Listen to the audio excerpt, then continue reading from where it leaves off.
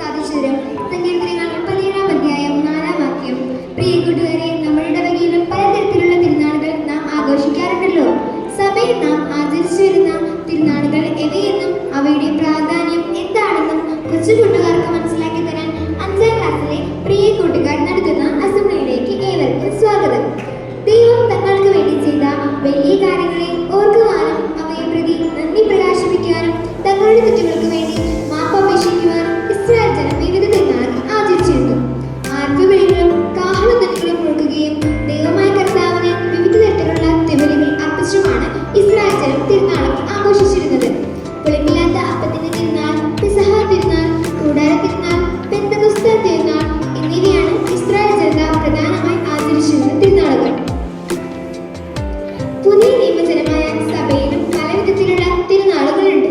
നമ്മുടെ സഭയിൽ ആചരിച്ചു വരുന്ന പ്രധാനപ്പെട്ട തിരുനാളുകളെ പരിചയപ്പെടുത്താൻ 5ാം ക്ലാസ്സിലെ പ്രിയ കൂട്ടുകാരെ സ്വാഗതം ചെയ്യുന്നു.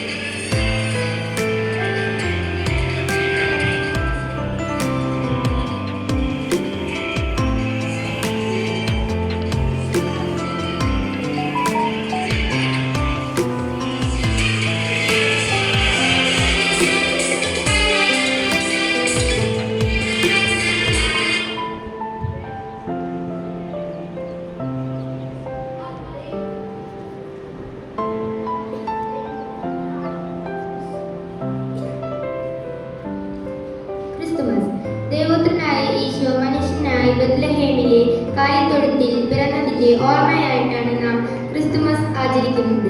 ഡിസംബർ 25-നാണ് ലോകമെമ്പാടും ഈ തിരുനാൾ ആഘോഷിക്കുന്നത്.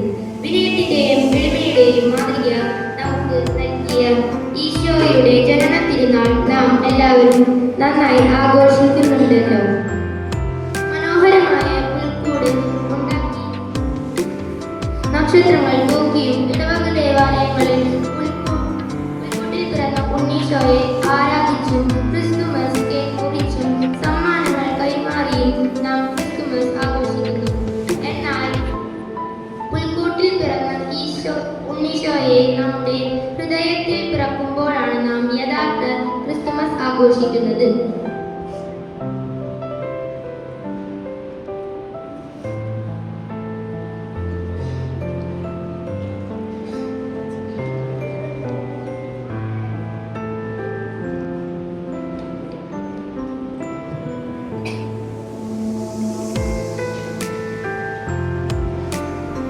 തിരുനാൾ ജോർദാൻ നദിയിൽ നവയോഹന്നാൻ ജ്ഞാനസ്നാനം ചെയ്യിച്ചു അനുസ്മരണമായിട്ടാണ് സഭയിൽ ഈ തിരുനാൾ ആചരിക്കുന്നത്.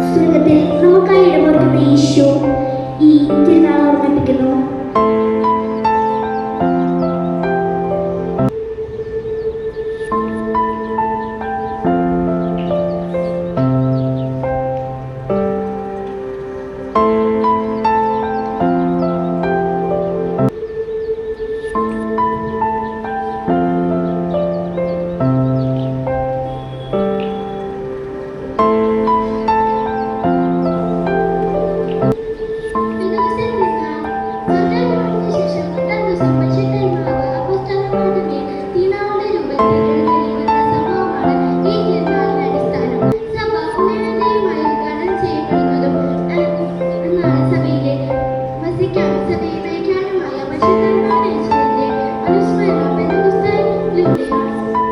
സഭയിലും സഭാമുറികളിലും പരിശുദ്ധാത്മാവിന്റെ ചൈതന്യം